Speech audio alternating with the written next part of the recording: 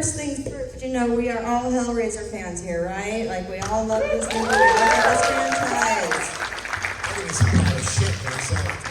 What? I'm not a fan of Hellraiser. You are not? No. It's a god-awful movie.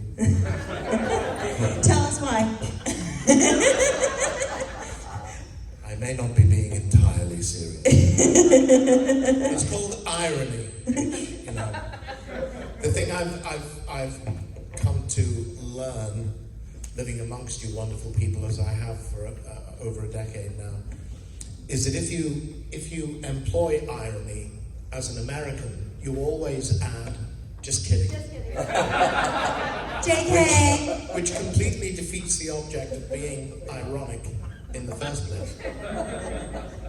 And the most ironic thing is that absolutely nothing in the song "Isn't It Ironic" is actually ironic. There you go.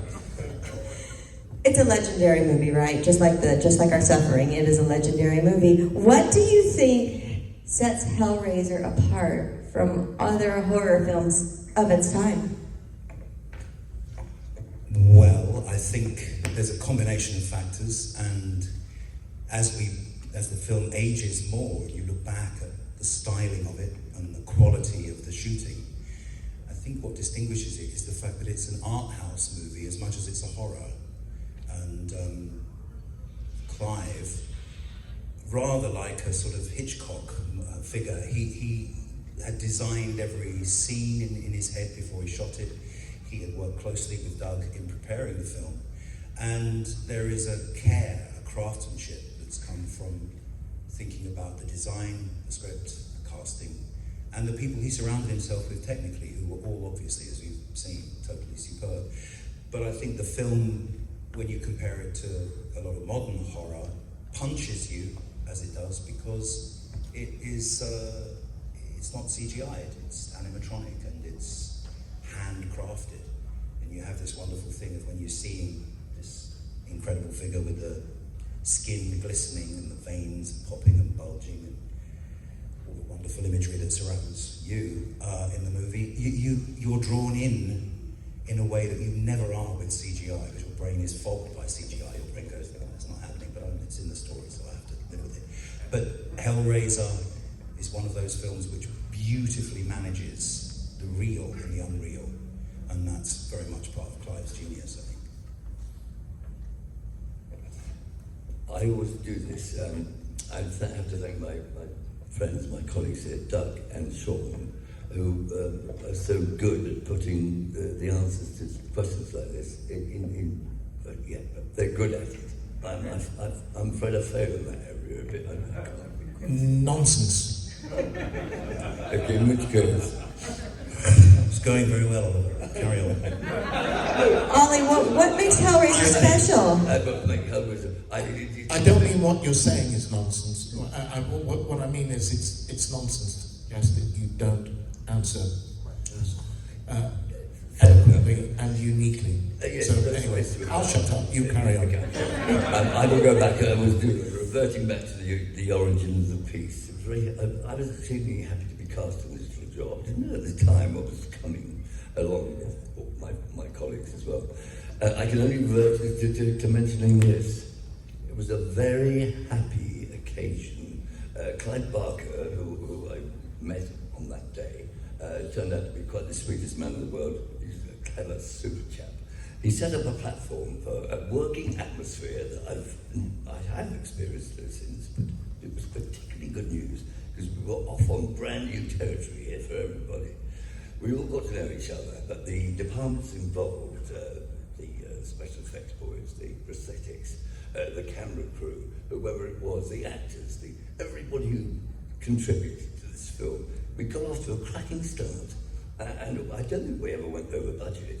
In fact, they were so pleased with what we did up to a point, the money boys, that they bunged a bit more money into it and we carried on regardless. It was a happy platform to work on.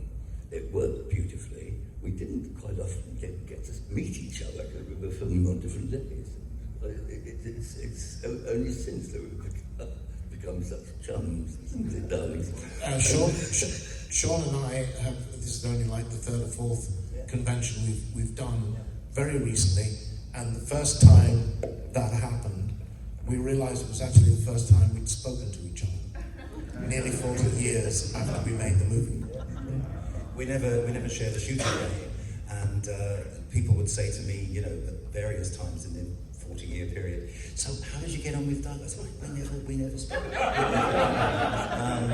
And obviously it's been a great delight, because to get to know you as we've been able to in these convention atmospheres, because we're both, all three of us, are actors from England. We shouldn't be in an American-based horror movie, but somehow that happened, and we share that bonding, which is tremendous. And we all started in regional theatres in London, or in Britain rather, and we share that sort of framework of how we learn to be actors, skill sets that we gained, and then that's something again that bonds us very tightly, because that's a very particular form of training. So that's been a joy too. The only thing that is very unhappy is that Doug is a Liverpool fan. So we have to work around that, but otherwise it's all cool. Have to work around the fact that we are the Premier League champions. And remind me what you won last season. Begins with N and ends with G, with nothing in between. Moving on. So you guys all started, and you got your training in the theater, the live theater. This microphone is terrible. That's why I'm keeping it. I'm not giving it to you guys. What is different from the process of doing a play as opposed to doing a film?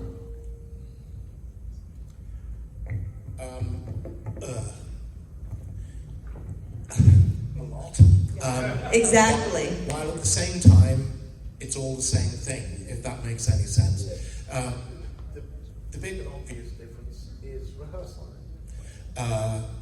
Usually, It depends on the level of production. is my microphone even on? Yes. Going in and out too. I just Right. left all these batteries in. Okay. It just reminds me. Depending on what level of production you're working at and the nature of the play, you may. Sean mentioned doing repertory theatre, which is what I was doing immediately before Hellraiser. You would have maybe 3 weeks rehearsal, which it starts with a table read through, and then for the first week or so you stumble around with the script still in your hand, and then you reach a point where the director starts saying, "I don't want to see a script in a hand on Monday morning." Yes.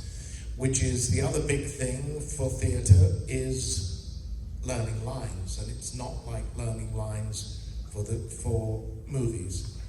You can turn up to shoot a scene, depending on the nature of the scene, but it's possible to turn up to shoot a scene in the movies, not actually knowing it.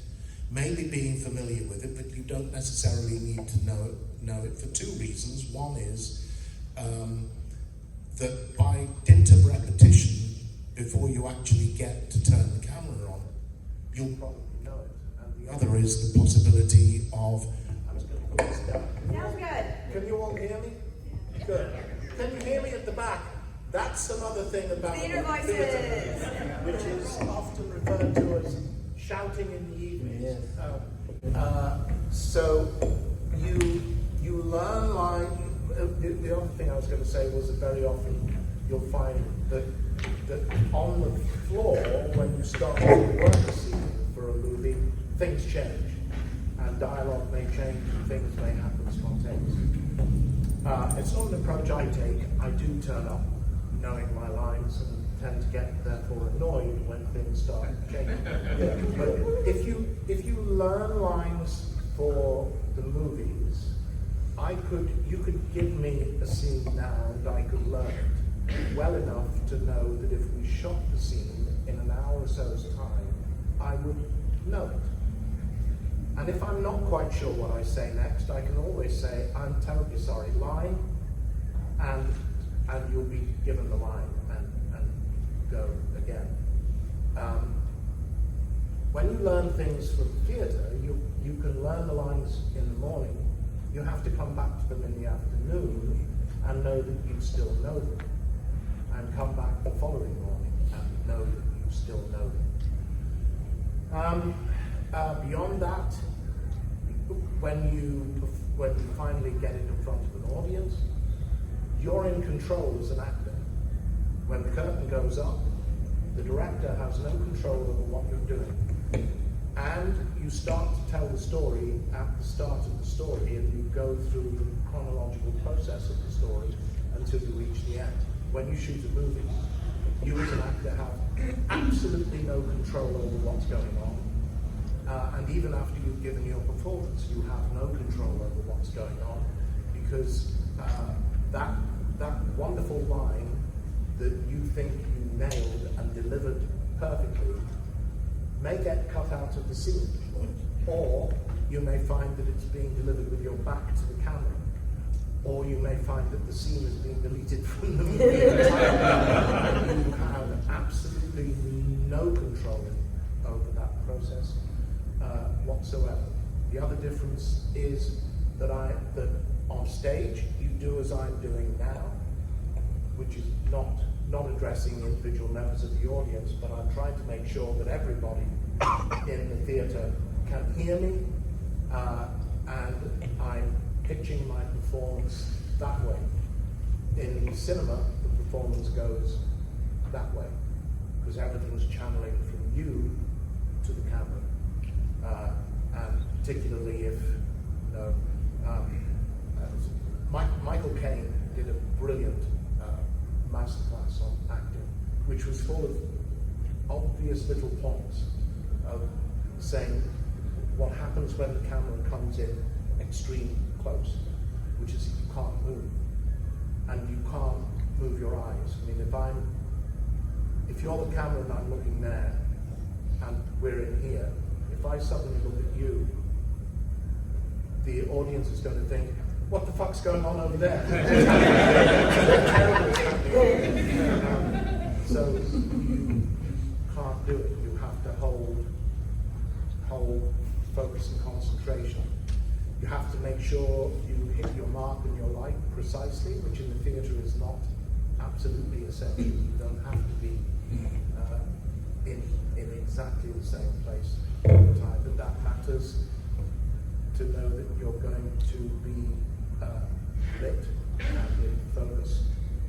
Focus being nothing you have to worry about in the theatre. And of course, as I said, when you're shooting a movie, if you forget your line, we call it drying. I think Americans call it going up. Yeah. Yes. In the movies, you can say, "Oh God, I'm terribly sorry. What's the line? Thank you. I apologize. I'm sorry." And you go back and do it again. In the theatre, when that happens, there's a lot of silence. And if you're lucky, when I forget my line, Sean might know what I'm going to. He may say something like, "I suppose you're wondering where you're going to go tomorrow afternoon." That's right. I'll say, "Do you know what? Yes, It's exactly what." And on we go. And there are legendary stories of all of that. Well, one of the ones I love about that particular kind of crisis you have in live theatre is repertory production, and you're doing an Agatha Christie play, and the villain comes on, and the leading man pulls out his pistol and doesn't go off, and he's standing there with the thing going click, click, click, click, and a few seconds go by, and you're thinking very quickly, and he rushes up to the villain, he kicks him right in the ass, really hard. And of course the villain knows that's his kid, and he dies. Just drops it. If he doesn't die, He kicks him hard in the arse. That's right. The villain drops to the floor, and he turns to the audience and said, "Thank God for these poison boots." In those situations, the adrenaline rush that you have can create the most genius situations and solutions. Yeah. There are legendary stories of older actors who were starting to find it a little difficult to learn all their lines and would place their lines on pieces of paper around the set because they would know that they'd start off here. At some point they'd come up here and lean on the mantelpiece so they could put a little bit of script on the mantelpiece so they could look at the mantelpiece and that's what I'm going to say now. And then they'd come over here to make a telephone call and they could hide. But Then they come to the back of the chair, they sit in the chair, yeah. but then you hear stories that after they've done that, the stagehands come on to check everything is fine on the stage prior to curtain up, and they'll go, "What the fuck is that?" So the actor comes on stage and goes over to the mantelpiece and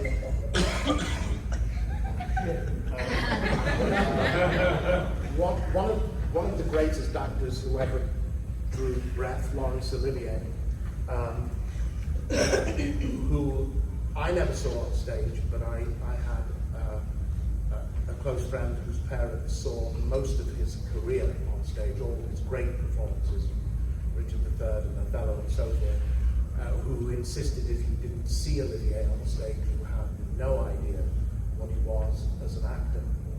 He had terrible trouble learning his lines. He was not good at it. And there's a fantastic story of him coming unstuck. He was in a Greek tragedy. I don't remember which one, it doesn't matter. But as you know, very often in Greek tragedy, the terrible events happen, but they don't happen on stage. They happen off stage and they're reported. And this was a case in point where a messenger brings a scroll on to give to Olivier's character. And Olivier had thought, great, I don't need to learn this. I can have it on the scroll, because he would then unravel it and read the scroll. Came the night, the messenger brings the scroll on, he unrolls the scroll. The actor has picked up the wrong scroll. It's blank. And Olivier unrolled it and realized it was blank and realized he didn't know what the fuck he was supposed to be saying. Quietly rolled it back up again, handed it to the messenger and said, "You read it."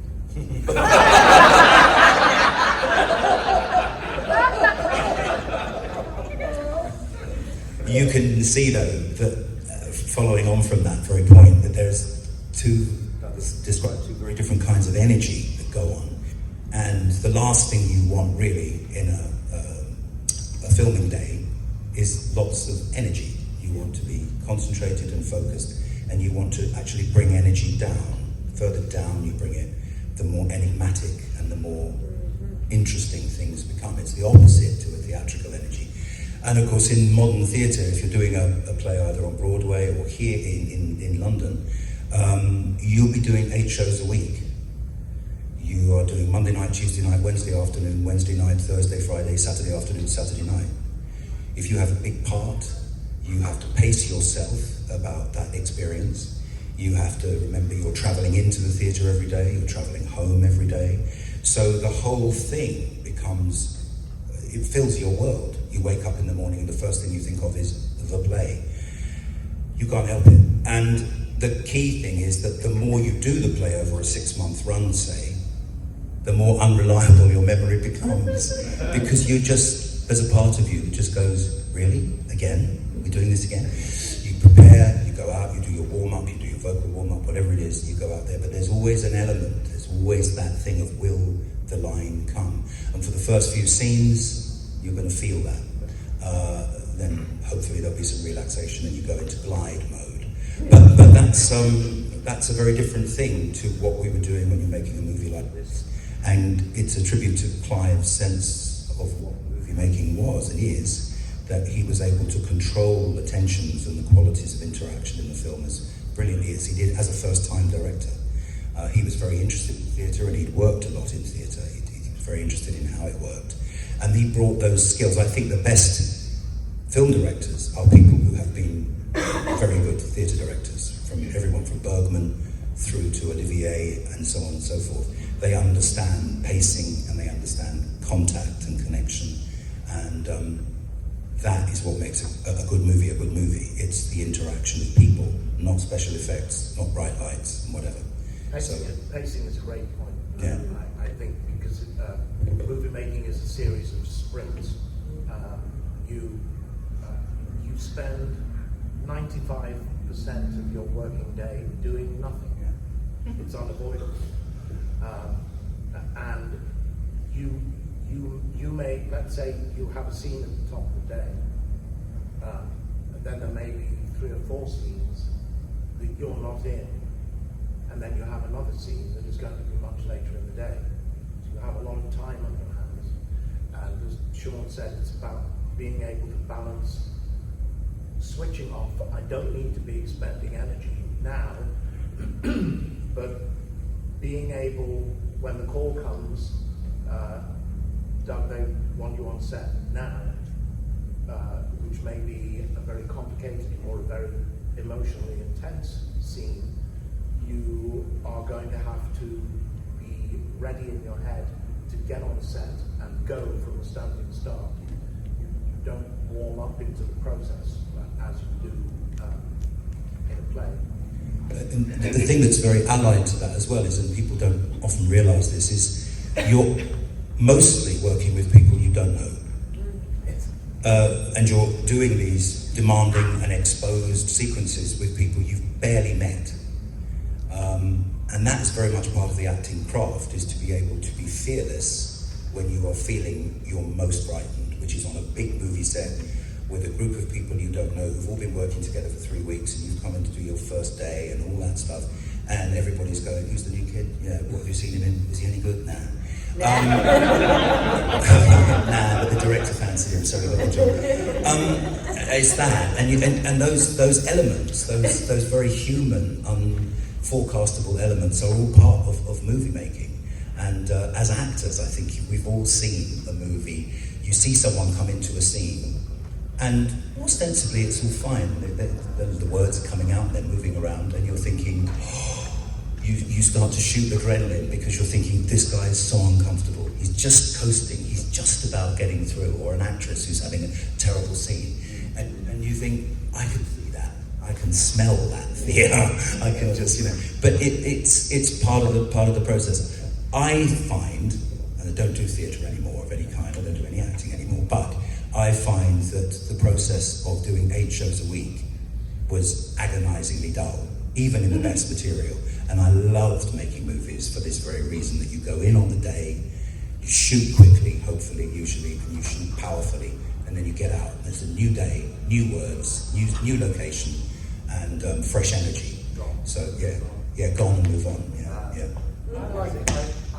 I like repetition. I mean, but it depends. So, I mean, I've been in plays where after. There's always the adrenaline rush that takes you through the insanity of the technical dress rehearsal, when you see everything fall apart before your eyes, and then the dress rehearsal, and then first night, and all of that is a massive adrenaline surge. And I've been in things where after the first 2 performances I've thought, I have nothing else to find in this thing, like sometimes doing pantomime can be a bit like that. And that's when you have to find the energy in yourself as an actor to make sure that doesn't get better. Because always, no matter how bored and fed up you may be with the play that you're doing, and whether you think it's not really a very good production and the cast isn't very good, is irrelevant. When the audience comes into the theatre on this particular Tuesday night, it is the one and only time that this play will ever be performed in this way, in these moments. And you have to make it live. And there's that wonderful thing in Hamlet, isn't there? The advice to the players. Shakespeare writes this wonderful thing of a kick up the backside to all actors. He says, there will always be in that audience, even if it's 10 people in a tiny town, or whether it's a 1,600 seat theatre, there's always going to be one person, at least in that audience, who is cleverer, sharper, brighter, wittier, more with it than you. So make sure that you work for them. Make sure that every standard, every choice you make is for the highest quality, the highest level. And that way, that's been, I mean, it's wonderful advice, because it's that keeps you motivated to do your best work. And it's invariably true. There's always someone out there who's seen the play 20 times in different productions and is usually an expert in the material or whatever, and you meet them after the show. You will meet them in the bar. You meet them in the bar, and they will tell you. Usually without any irony. That's the thing. The instinct prevails, and anyway, don't you go out and feeling that.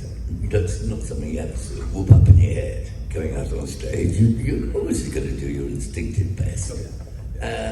And if you flop, crikey, that rare. We all know that one. It's rare, but it's a shock. Productions where I've been aware that some people were, we would say in the UK, phoning it in. Oh, yeah. That they're doing the bare minimum to get by in a performance. And for me as an actor sitting in the audience, having paid good money for the privilege, it's very annoying when you see it. You do witness it sometimes. You're there to serve the play, that's the key thing. And that's, as long as everybody in the company believes that, and not everybody always does, you're there to serve the material. And if you've said, yes, I'll do this play, it's been sent to you, you've read it, you think it's wonderful, or you don't. If you don't do it. But if you think it's a wonderful play, then there's a great sense of, I want to make this play as good as it can be. I mustn't get in the way. That's at least is another thing, isn't it? Don't be the thing that gets in the way of the play being good. So yeah, Don't be the only bad person. Yeah. This is an ensemble piece. Everybody's got to be thinking along the same lines as that. And I would say 99% of the time, that's always true. Yeah. In theatre and in cinema. And it kind of wraps around to the first question. One of the key things that Clive got right was the casting. With one or two exceptions we don't need to talk about, but generally speaking, all the key parts were cast faultlessly. I don't think you could improve on Ashley, because you can't improve on what Claire did as Julie's extraordinary performance. You can't improve on Andy's contribution, both as Larry and then as Frank in Larry's Skin. Such a gap between those performances, because Larry is such a milksop. And Andy, I've heard Andy say in Q&As that was the hard part for him. Playing Frank in Larry's Skin, all the comes down and stuff, and Jesus wept. For him, that was easy. but being so restrained and so pathetic as Larry was hard work. And there were you always arrive at the beginning of making a film, and sometimes the pieces all fall into place, and sometimes they don't. And Hellraiser was an example of where they did. Robin Vigil's role in the success of the movie, who was the director of photography, cannot be underestimated. Clive had not directed a grown-up movie, if I can use that for him. There's a wonderfully apocryphal story, which I believe to be true, that Clive arrived on day one and went on to set, and he said, so who's in charge here? And there was a bit of a pause, and Selwyn Roberts, who was the first assistant director, eventually said, you are, sir. But that sense of naivety that Clive came to the movie with, while as Sean said, had it all in his head, but he didn't understand the technicalities of cameras and lenses and lighting and all of that. And what we call in England a job's worth had been had approached that job as director of photography, could have seen Clive coming a mile off and thought, this is great, I can run rings around this guy morning, noon and night, and we can all have an easy ride, because he doesn't know his arse from his elbow here. Robin did exactly the opposite. Clive would describe to him how he wanted something to look, and Robin would say, I can do that. I can do that, but if I do that, we have to do this, we have to do that. There was a trade-off going on. At some point, Robin took Clive aside and taught him letters, and I remember how that dialogue then changed on set to Clive saying, you know, Robin, can we put a 35mm on this? And hearing Robin saying good-naturedly, why the hell did I teach this guy how to do it? Now he not only knows what he wants, he knows how to get what he wants. But the whole look of the film, an awful lot of that is down to Robin's work. I think the answer to why it survives is the mind of Clive Barker. It's the power of the ideas. I've always said the underlying story of Hellraiser, forget about Cenobites, forget about lament configurations. That basic story of Larry and Julia, and Julia and Frank. You need to find another way for Frank to have died in the house, but that's not difficult. Frank coming back to life, the skinned man, Julia going out and bringing businessmen back and beating their brains out and feeding blood to her lover to bring him back to life, and then Frank in Larry's skin, and you need to find another way for Kirsty to save the day, but you can do that. That story is intact and it's very strong, and it's a fairly serviceable 80s slasher movie. Then Clive drops a little grain of pure Gothic horror into the middle of it, with the Cenobites. Just pop. And the whole film goes boof. And it opens up into all kinds of other directions. Little things that Clive does in the movie that I don't think many other directors would do. Skinned Frank. Putting a skinned man on screen, most of the time would be one of those. Boogeyman. Yeah, and for the audience to go, oh my God, it's a man with no skin on. Clive does that, and then he says, well, come and spend some time with a man with no skin. Sorry. Come and have a cigarette. And hear him talk, and drink red wine, and smoke a cigarette, and be in love. And profess love to a woman.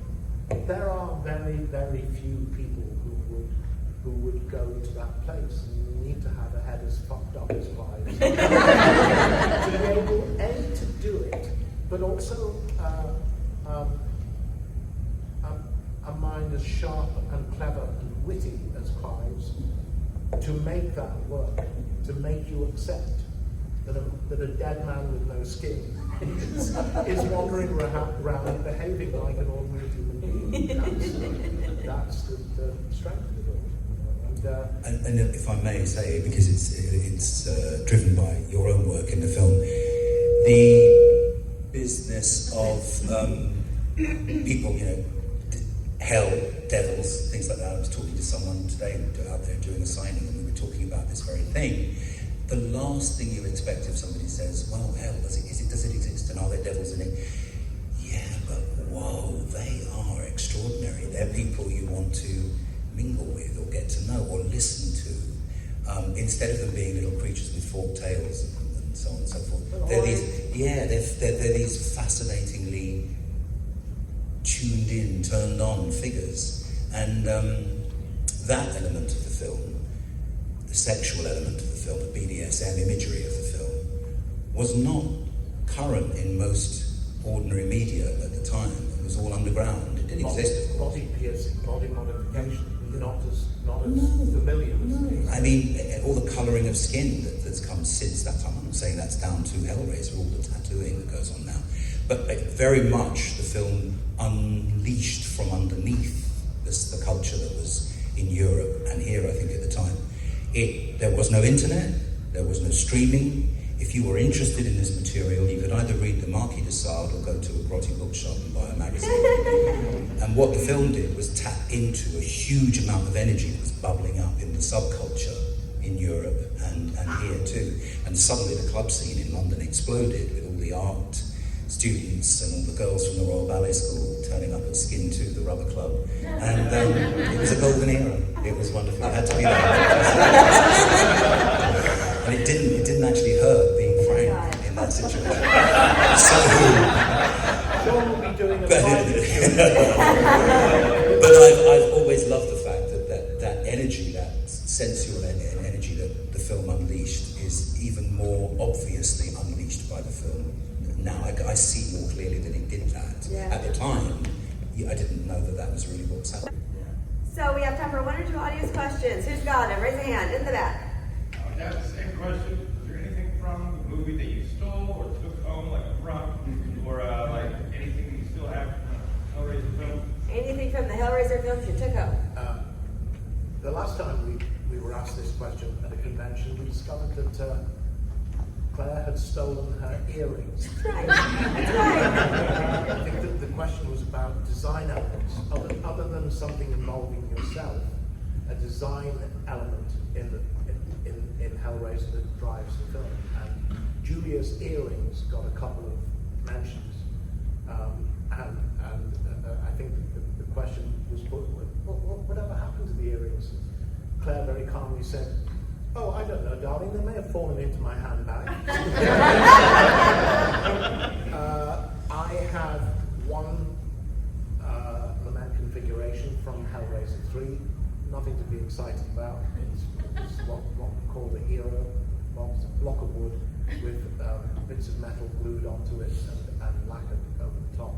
But I noticed that the director, the sadly late Tony Hickox, was giving these things away to various girlfriends who came to visit him on the set, of which there seemed to be a never-ending line. And I watched this and I thought, for fuck's sake! So I said to Paul Martin, our AD on Hellraiser 3, Tony's giving me all these boxes, and he said, "Do you want one?" I said, "Yeah." So I got that, and I kept. When we moved from Cricklewood Production Village to Pinewood to make Hellbound, it felt like moving up in the world. To me, Hellraiser was my first movie. Hellbound was my second movie. To be going through, being driven in the back of a very nice car through the gates of Pinewood on my first morning for Hellbound was I couldn't breathe moment, because this was the Pinewood fucking studios that I was going into, and I'm intensely aware of everybody who's gone through there before me and everything that's been filmed in there. It was a wonderful, wonderful rush, and we had dressing rooms, which we did not have in Cricklewood Production Village, or anyway I didn't. With our names written in beautiful copper plate handwritten, and I kept that. I kept a piece of the makeup, but I didn't know how to look after it, and it desiccated. So it crumbled away to dust, as we all will. Did you take any of that? I've never heard that question, and I wasn't at the one where Julia had her earring moment. I think she also didn't have her shoulder pads as well. Right. No, I never took anything from there, but I think Clive stole my leather jacket. Because it just wasn't there one day. It's a jacket that I had, that I owned, that we shot, where Frank comes into the first one. It was my jacket, and then we did this thunderstorm at the doorway, it's Frank, it's Uncle Frank, can I come in? Get him on the phone, get and see if he's still wearing it. And it was taken away to be dried, because it was my own jacket after the scene. And never seen again. So I hadn't actually put 2 and 2 together to answer that question. Clive's got the jacket. Did you take anything? Yes, I did. I was given a present. In Hellraiser 2, I played Mr. Browning in Hellraiser 2. Ken Cranham puts me on this, the bloodied mattress. Oh, no, it becomes bloodied when he puts me on it. This loony, right? I scratched myself with this razor blade. Blood everywhere. I think Ollie, everyone here has seen that scene. Oh, Nobody is ever going to forget it. It's the modesty of me there, I'm so sorry. Okay, cut to the end of all that. As Mark was sliding across the scene to be mounted by Deborah Joel was the climax of the entire movie for me. But getting back to the dressing room at the end of a big long day, we started at the crack of dawn and finished very, very late. It was a long one. And a happy occasion for all its hard work. When I got back to my dressing room, there was a bottle of whiskey waiting for me. There was a little present, a little message that said, "Dear Ollie, sorry it's been such a long, hard day. With love, the production office." I took that home with me. I don't know what that is. What, yeah? The whiskey. I had my 21st makeup application during Hellbound, counting from the start of Hellraiser, and they gave me a 21st birthday party. Birthday card, which I still have. I'd forgotten about that, but I still have that. And flowers and champagne for my 21st birthday. And I think I had my 50th birthday on Hellraiser 3, and I turned 100 on Hellraiser 5 with a cake and a telegram from the Queen. Did you keep track till the end? How many makeup applications total? Or did you lose track after 100? I never knew. I wasn't counting. Yeah. That was Inferno, so then we did Hellseeker, Dead and Hellworld. I imagine it would be, it must have been getting close to 150 there. All right, any more questions? Yellow shirt. Attending these conventions, have you had the opportunity to have a fan moment like we have fan moments with you and meet somebody that you were a fan of at the conventions? Many a time and oft. I've had moments where I have been goldfishing. Oh my God. So many. Alice Cooper. And feeling now that Alice is a mate. She's crazy. What a sweetheart. What an absolute sweetheart that man is too. It's just lovely. But lots of them. I remember walking across the tent at the Chiller Theatre and being stopped because I thought, oh my God, it's Joni from Happy Days. She's sitting right there. And I did stand in line to get Tippi Hedren's autograph. She didn't know who I was, it didn't matter. I just stood in line behind everybody else to get her autograph, which I have framed and hanging on my wall at home. But there's lots of moments like that. I remember kind of clearing things on my table at one point, and a voice said, I think I was being a bit pissed off about something. I can't remember what it was, a bit grumpy. And a voice said, I am a big admirer of your work. Who the hell is this now? So I looked up, and it was John Landis. So always be careful when you hear people say those things. You have no idea. One of the most extraordinary moments was at Monsterpalooza, and this was Sunday again, clearing up. We signed at Monsterpalooza in like a long corridor. All the tables are there in the Pasadena Convention Center. And you can see all the way down, and I'm aware there's a bit of a kerfuffle going on all the way down here, and there seems to be a guy in black pants and a white dress shirt who's roughly at the heart of it. I ain't paying any attention. Carried on clearing up stuff on my table, and I look up and register that here's this old guy in the black pants and the white shirt walking past my table. And so I thought, well, that's who it was. And I carried on. I thought, that must be Dick Van Dyke. Oh. And it was. Who would know if he's a big fan of horror? And he loves going to Monsterpalooza, but he likes to go, at the end of the day when the crowds have subsided, and he loves to go around and look at, because Monsterpalooza is partly a craft show. All the top makeup artists and designers go to the show and they'll put their work on display, and some of it is just pure. And now you would never imagine that Dick Van Dyke, a huge fan of that. Again, at Monsterpalooza, just walking around the exhibition area and suddenly seeing a rather familiar stovepipe hat somewhere in the distance, and it was Slash making his way quietly around the room, taking in all the sights. So I've had lots and lots of them. Yes. I follow that, and also you have a situation where when you're working as an actor, you're always meeting actors who you've admired, whether that's on the screen, on a set, or in the theatre. So multiple times, yes, multiple times. I've suddenly been doing a scene with someone I've admired for years, yes.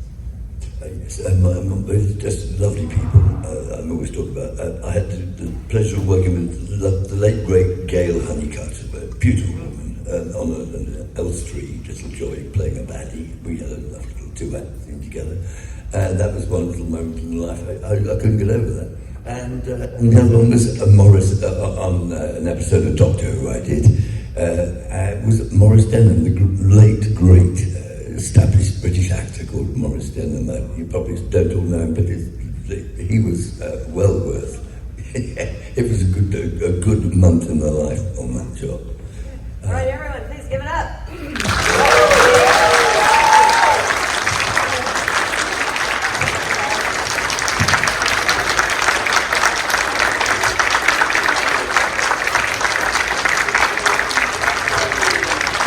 Hey, Ashlyn, can you come up? We'll get our photo, okay? Okay, thank you everybody. Yes, thank you very much. So we're going to come to the front downstairs. Fine, yeah, broken anyway.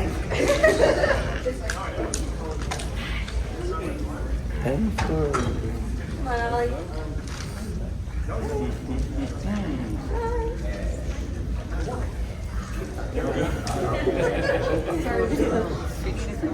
One, two, three. All right. And for my sister, can you get one real quick? Okay, ready? Very cool. Hello. All right, and kick. Thank you guys so much.